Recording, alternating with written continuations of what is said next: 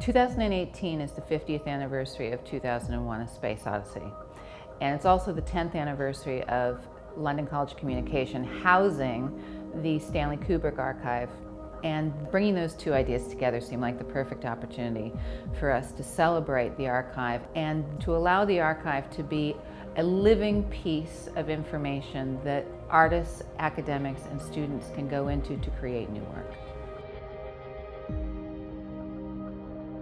So I was hired as senior archivist and Stanley Kubrick archivist, so my role has always been kind of twofold. One, kind of managing the day-to-day access of the archive centre, and the second part being specifically responsible for Kubrick. That means dealing with researchers, managing cataloguing projects, and been responsible for a lot of commissioning conservation work and things like that.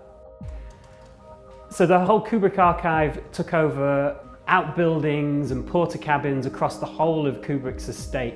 And when it was delivered to the University of the Arts, it came in around about 20 trucks, and there was about 1,000 packing crates, and have been kind of decanted into archival boxes. It now covers around about 800 linear meters of our shelving.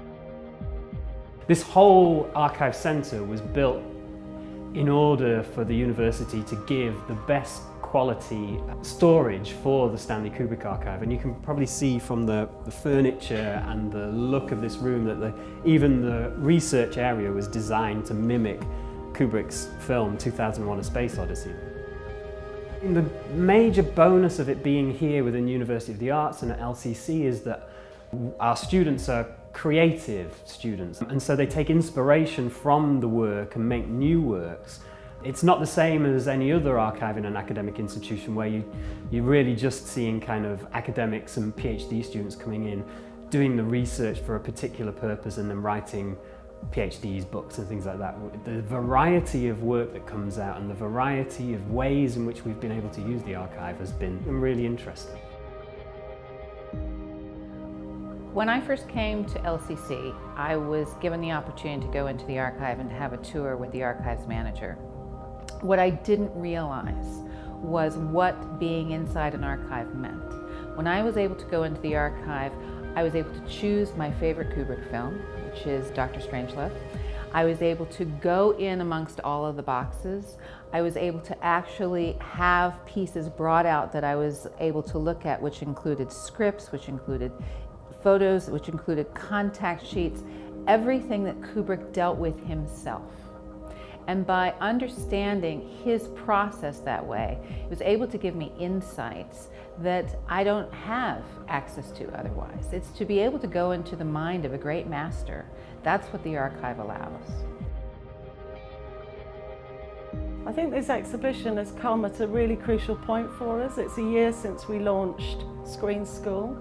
And we're now developing lots of new subject areas, and I think what the exhibition has shown is all the subjects that make up Screen School and how the people will work together, because if you're making a film you also need a sound designer, you might need an animator, you'll need a graphic designer to do the credits at the end.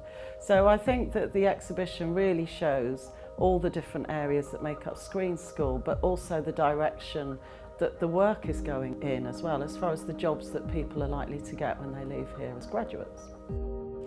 Here at LCC we've got an incredibly diverse community, so that's students and staff, but also the people that we work with as well. We're always looking for role models to help our students find their place when they leave. So the project that we're doing at the moment with Screen School, Diversity Behind the Camera, is a really important example of how we're encouraging people that we work with to diversify who they have in their businesses. It's really important that we change the culture, but also support the young people that are going through in understanding that there is a place and role for them. Beyond 2001 New Horizons was an exhibition that included both student work and established practitioners. All of the work that was on display was inspired by the film, but more than that, it was inspired by group workshops that took place within the archive. So a lot of students hadn't seen the film before or hadn't seen this material, and it was a chance to respond to what they found. And all of this was set to the backdrop of behind-the-scenes photography and footage from the archive itself. The exhibition design, we obviously wanted to make references to the minimalist aesthetic, but also the colours that really came through, so red, black, white. But what was interesting in the initial stages, working with Tim Hutchinson, who did the design, he found a very short segment in the film which showed the mathematical calculations that Hal was using. And from that 2 seconds on the screen, he built a whole typeface around it, which is unique to the show. My name is Peter Kramer. I'm giving the first inaugural Stanley Kubrick lecture tonight. I'm at the University of East Anglia and I have been researching Stanley Kubrick very intensely here in the archive for almost 10 years and I'm very much looking forward to celebrating these 10 years of the archive tonight.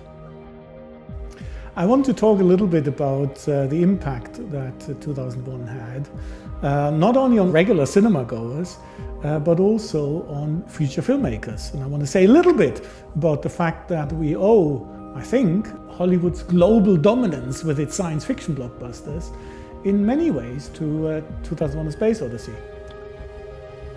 I mean, obviously there's always something about creativity which is priceless. My understanding is that one of the reasons that the archive ended up here is that it would be available to students to do something with, that Kubrick, in a sense, brought together all the different crafts and arts together in his filmmaking, and the traces of that process of developing the craft, developing the art, bringing it together, they're all in the archive.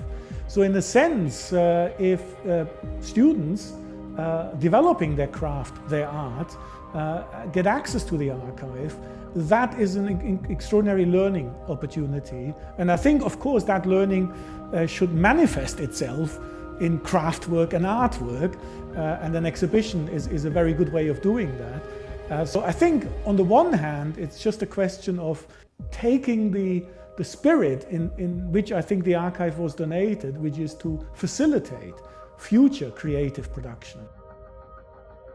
My name is Harlan. I have worked with Stanley Kubrick for 30 years and afterwards I'm involved in what he left. I work with the trust of Kubrick, I work with his family, but mainly now I work also at film schools. I started with Kubrick by doing research on Napoleon. I mean, I have known him for many, many years. In fact, I lived in New York when he moved to New York with Dr. Strangelove. And then, since he was married to my sister, I got to know him better. Years later, when it was, he asked me to join him on Napoleon. Yes, I liked that idea very much. And I ended up working with him for 30 years. It is always an archive of a great artist that illuminates more about the background of this artist. It's not necessary. I mean, if you like Ingmar Bergman films, that's good enough. But if you are a student, you would like more about this man. And this is true for all artists and scientists too. It's very typical that art and science are really like twins. And the name of an arts and science museum comes to me quite natural because they are really the same.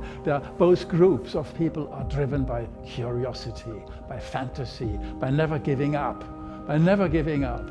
So yeah, the archive is essential, I think, for people who want to fully understand where he came from. My name is Jonathan Cameron. I'm now president of the Stanley Kubrick Film Archive. I have worked for many years on the archive down here at UAL, working with Richard Daniels, poring through it, considering what was there, what was so personal to the family that shouldn't be there, and trying to retain everything which was valuable for the archive. I'm astonished, like so many people who are connected to the family and the films, with the ongoing fascination and admiration for Stanley's work. I'm not surprised that people think highly of it. I'm simply surprised that 50 years after the release of the film, there's such excitement about it. I think that people have been phenomenally inspired from specific images and also from specific props in a way that I think is fascinating and inspirational.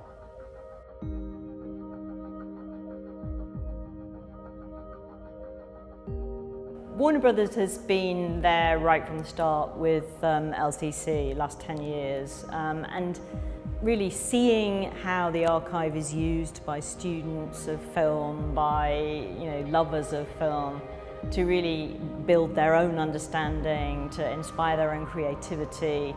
And Beyond 2001 New Horizons is a fabulous display of work that is inspired by the filmmaker and its art and music, and it really captures the breadth and depth of his filmmaking, and it's really fantastic to see his legacy activated and used in this way.